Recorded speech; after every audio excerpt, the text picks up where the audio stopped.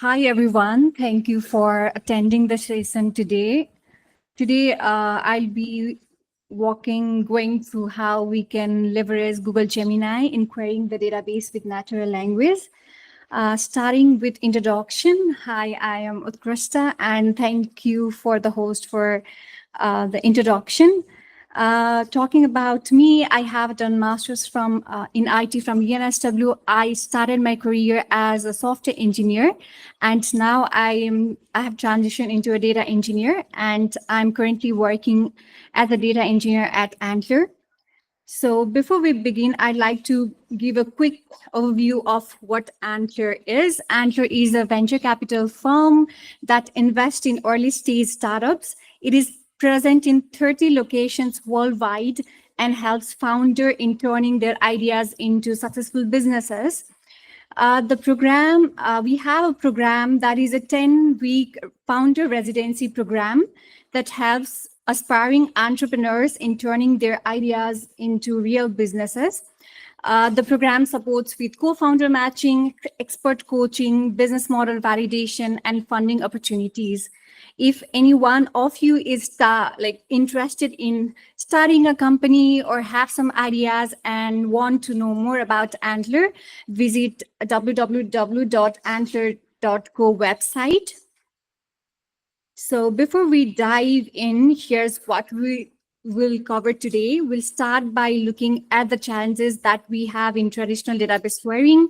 Then we will explore how Google Gemini helps in transforming the natural language queries into SQL queries.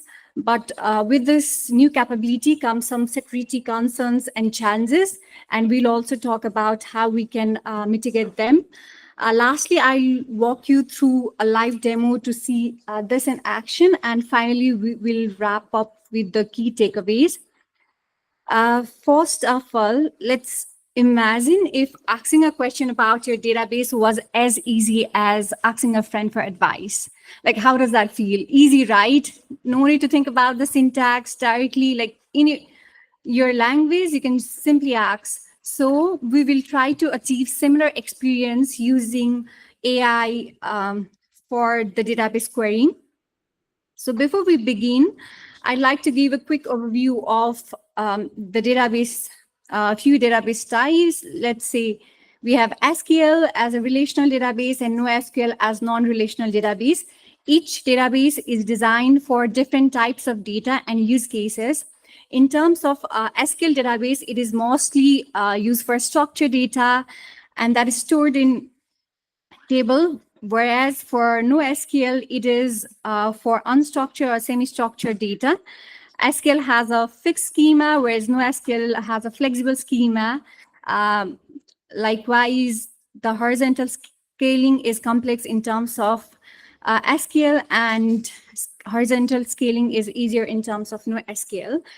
Choosing between different database, it depends upon the data that we are storing and our use case. After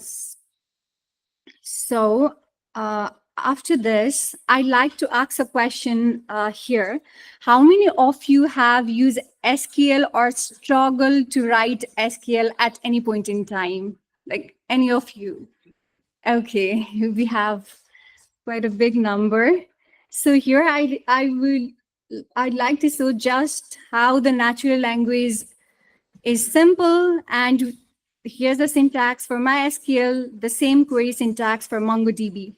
It might, if you're familiar with querying, database querying, you might be familiar with all the other syntax, but when it comes to non-technical users, like it might be difficult to start learning that.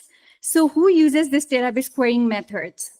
So this database querying methods is widely used with people working with data, whether it be the database engineers, analysts, developers, and many more. Like from building the data infrastructure to making business decisions, whether analyzing the trends, like database querying methods are widely used for most of us working with data. So working with data comes with, in a traditional setting, comes with some challenges as well. Like SQL is not easy for everyone and it takes some time to learn. Likewise, writing and debugging queries like it consumes our time. And for a non-technical user, like they have limited access to the data, and they have to rely on the technical teams to retrieve some insights around data. Other one is in a business scenario, the data can be scattered in different pieces, tools, softwares. Likewise, and we tend to make mistakes in queries, which can lead to wrong results or even the broken reports. So with the challenges, there comes a need for a new approach. So AI-powered tools make the data more accessible to non-technical users. That enables faster decision-making by simplifying the querying process. And these tools also reduce the reliance on technical teams. Now let's look at what is Google Gemini. I think most of us are familiar with this Google Gemini. But to give introduction, Google Gemini is a large language model developed by Google that is designed to understand and generate human-like text and process complex data and do a wide range of other tasks. It is powerful multimodal model that can work with text, image, audio, video, and so on.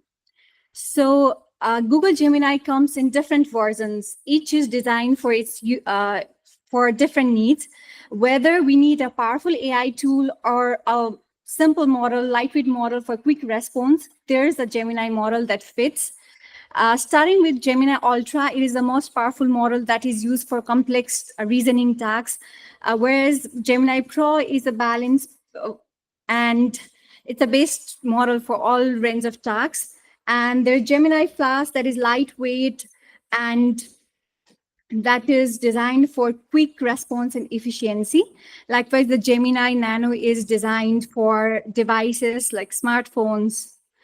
So each model is optimized for different use case, making Gemini flexible. Now, how to get started with using Gemini? To start using Gemini with the API key, we can go to aistudio.google.com. There we have like get API key. We just need to select a project and create an API key, and it's done. We can use that API key in our projects. Like it's simple.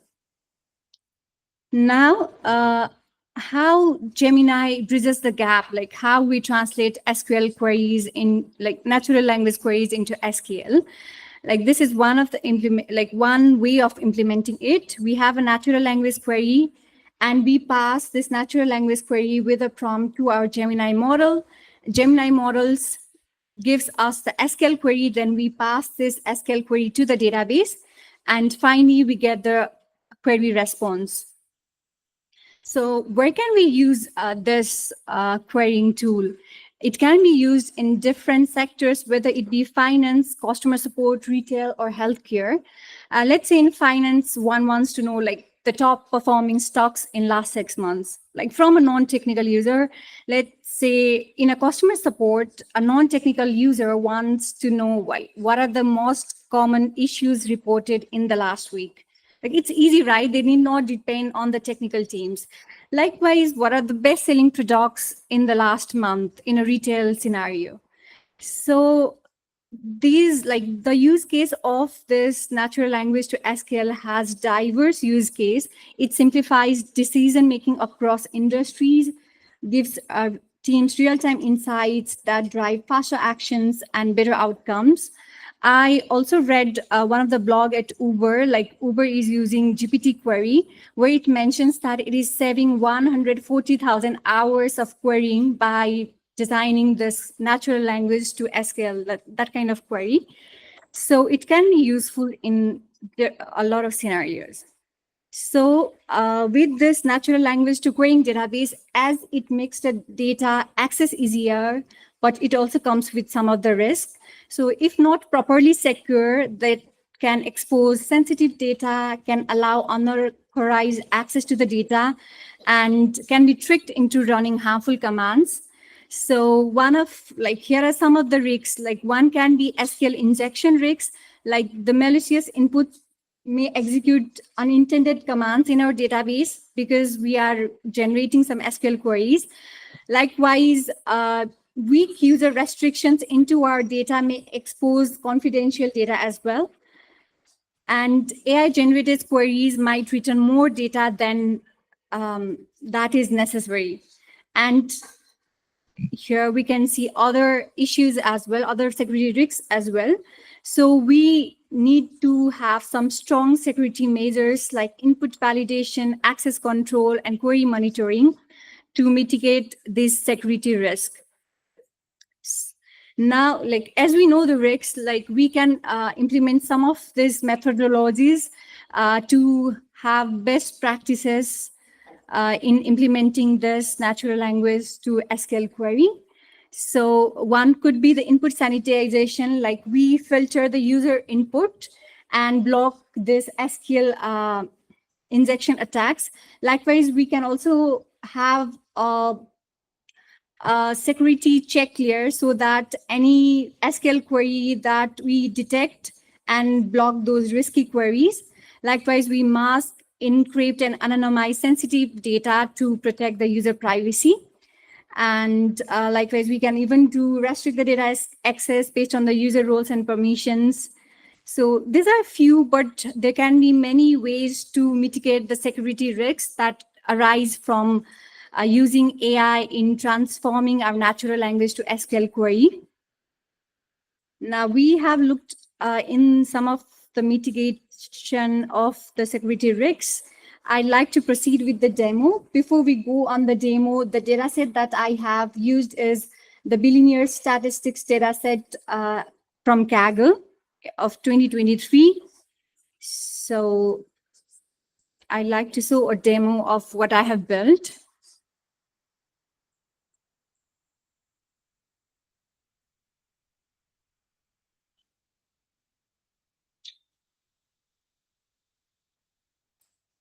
Okay. Yeah, here's the UI. So I have used this billionaires data set. Now I would like to ask the question, show me top 10 billionaires. Yeah. Any guesses? Like who are the top 10 billionaires in 2023? Okay, let's check. Let's check from the data. So we have a rank in the data, like the results show that we have rank, category, name, country, city, and it seems like Bernard. Yeah, it's on the top. The second is Elon Musk. This is 2023 data. So it is quite outdated, but yeah. So here we have the data, and we can even see the interpretation of the data from the Gemini. So what are the key observations that is provided by the Gemini model? It seems like the majority, 7 out of 10 billionaires are from United States, which is as expected. And likewise, the technology sector is prominent. And we have other who is self-made and inherited wealth.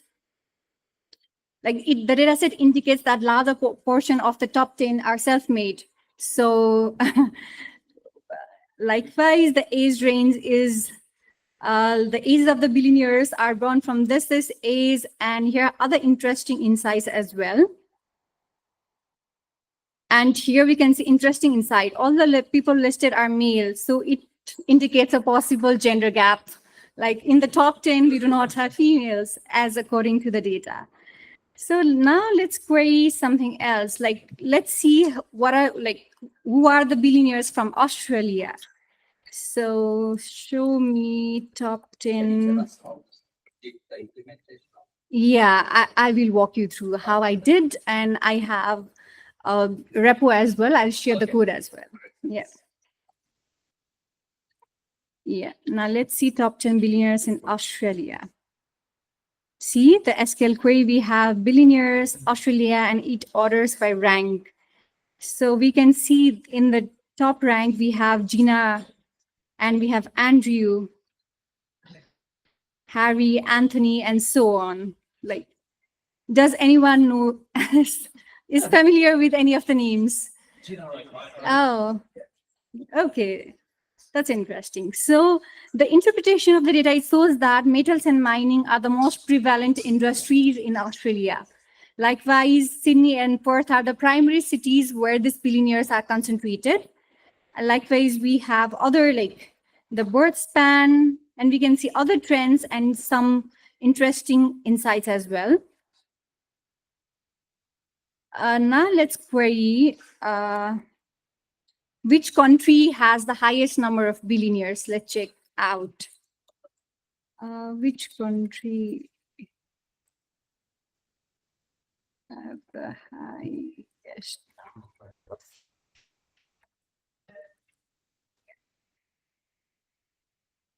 Yeah. So here's the query that is generated by Gemini, and it is ordered by the number of billionaires. And we can see the United States has the highest, as expected, then followed by China, India, Germany. And the interpretation of the data set that gives that US has the dominance, and China also has a strong presence. Like they are in the race of having the highest number of billionaires, and India is also a rising power. So here are additional insights to this as well. When you do billionaires per capita, because China has a very large population, and I believe India has over 100 million people.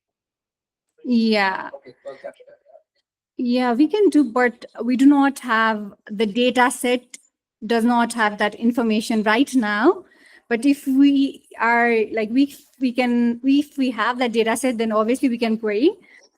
Highest number of billionaires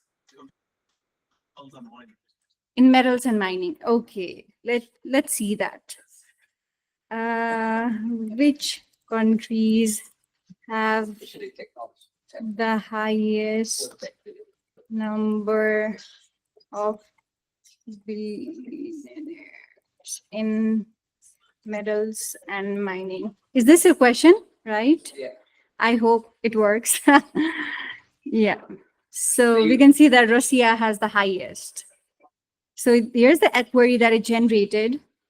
And industries, it has mentioned metals and mining, and it has grouped by country, order by number of billionaires, and it has just like limited to one. So we have Russia has the highest number of billionaires in metals and mining. So here are additional insight. And does anyone have any, like, wants to try any other queries? Yeah. If you had something that's not like let's say don't have the data, doesn't have the data. Okay, in that case, let's try out. Okay. Show me the top billionaires with per capita. Per capita of the country. Yeah. Yeah, let's see. Oh, this question is ambiguous and requires external data population of its country to calculate per capita wealth. And I cannot directly answer it with SQL query. So we do not have that data. That's okay. So, yeah. Okay, and yeah, now we saw the demo. I will provide with the GitHub repo and all the implementations later on. So let's continue with the presentation.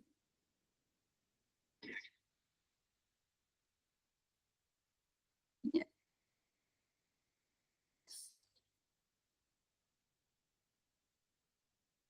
So what did I use in building this demo? So I use Python. For the web, I use Streamlit, which is it can be used to create interactive web applications. Likewise, I use for the database, I use SQLite.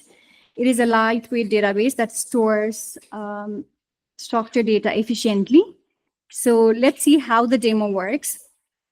So from the Streamlit app, we have the user input that is sent and that is passed through the Gemini Flash model. I have used the latest model of Gemini Flash here. Then that generates a SQL query. That SQL query is passed to the database, and the response is response from the database is passed through the Gemini model. Sorry, that is one is also Flash, but sorry for the typo. Yeah. So here are, and then from the response is passed through the Gemini model, and then we get the interpretation, the SQL, and the data as well. Like this is how the demo works. So this is one way of implementing a natural language to SQL, but there are multiple ways of implementing. Like this one is a simple use case where I have provided all the schema of the database. Like this is the schema, and here is the prompt. Please, can you please provide me with the SQL query?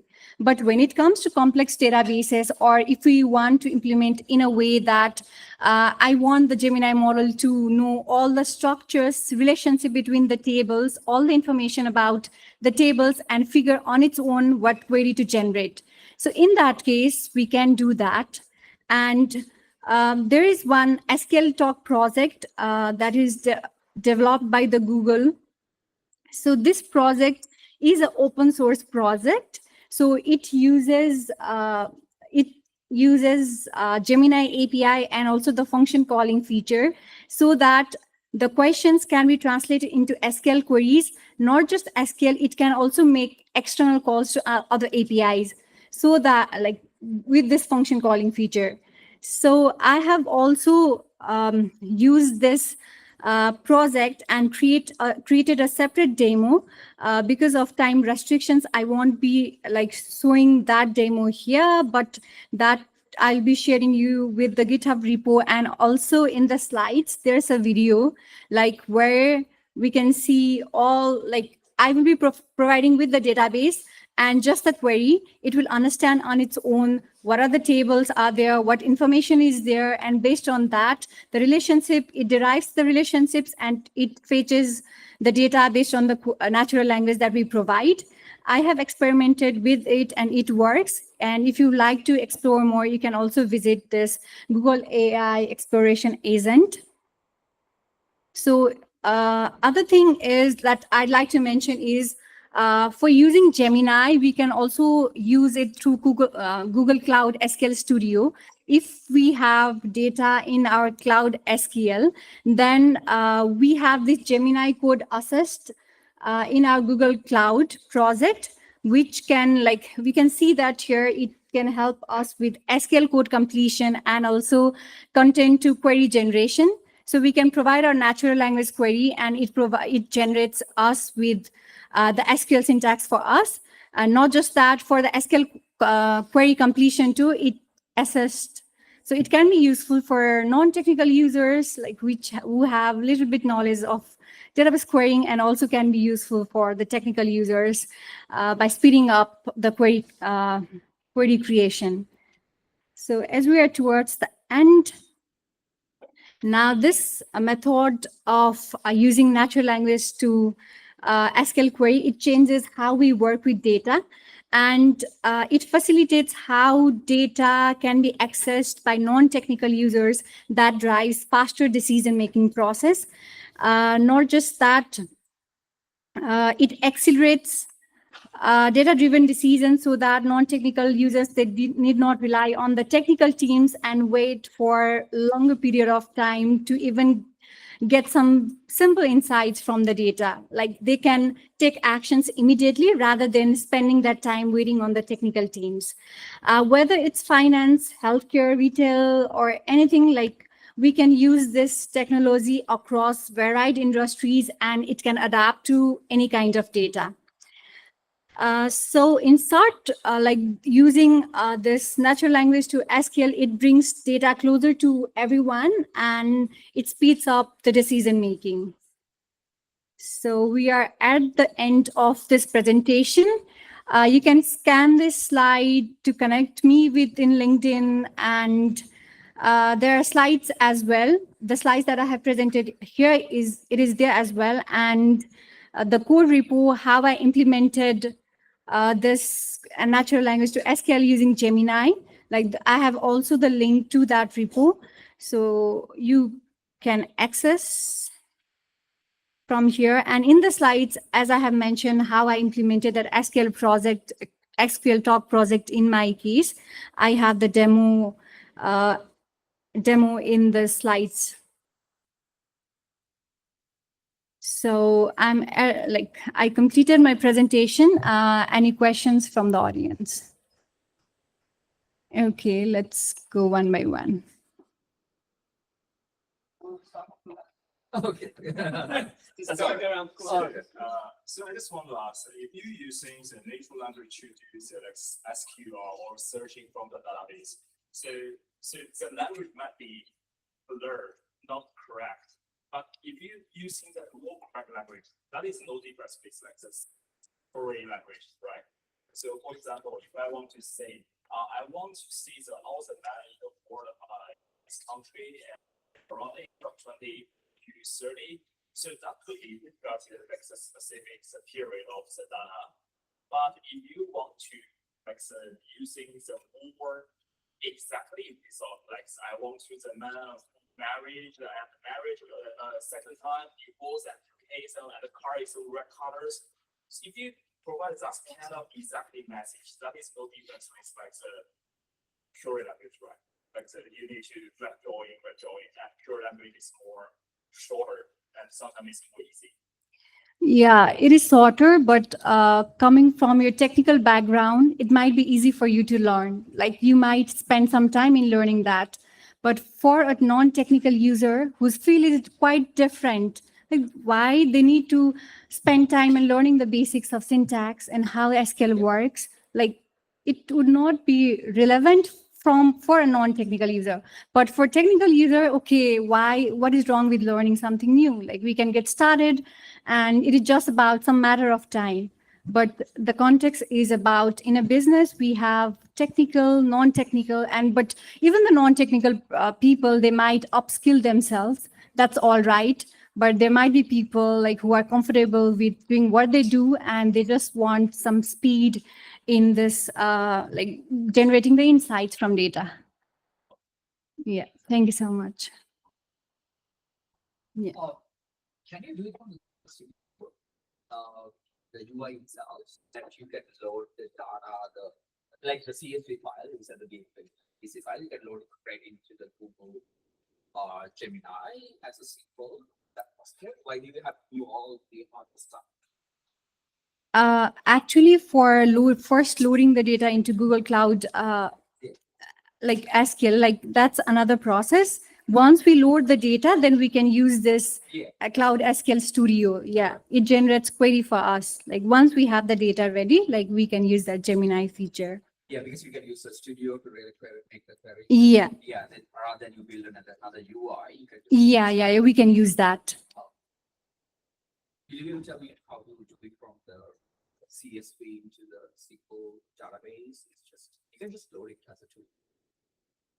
Yeah, there are different methods of loading. Maybe we can talk later on, chat later on more about I'm it. looking for simple ways. Yeah, okay, we can talk about that Yeah, thanks. later. Yeah. Question.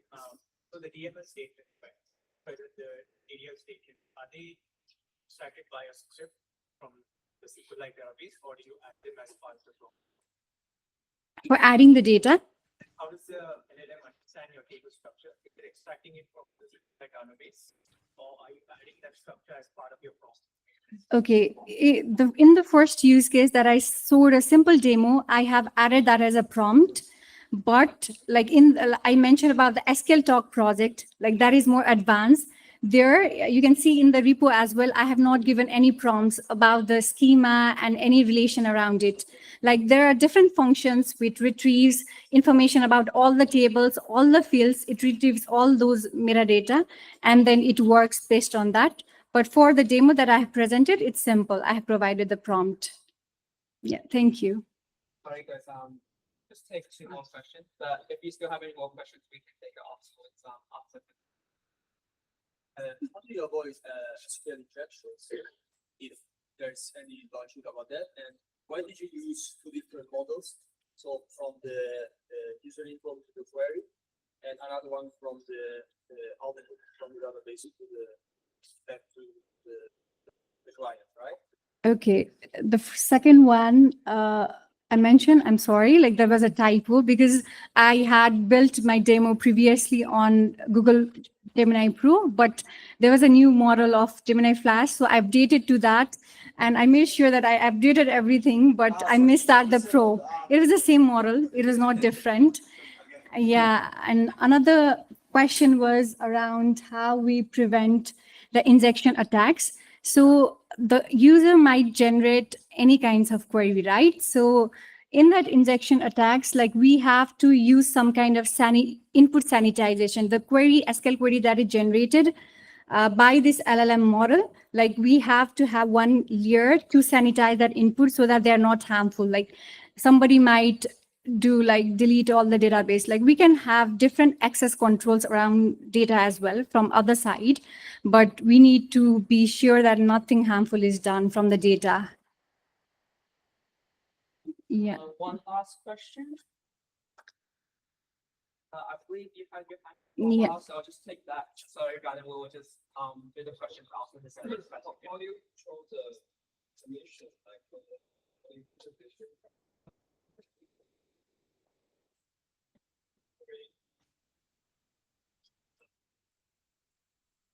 Actually, yeah, you are asking how we control the access, right? Yeah, we cannot like we can have that access control in our implement other layer, not this inside our LLM model, the access control. So when we do commercial implementation of this use case, so we need to have a layer or we need to have some access control around who is using that data or who is querying. So based on that, we can like have some control on our data. Yeah, I think that's it. Thank you, everyone.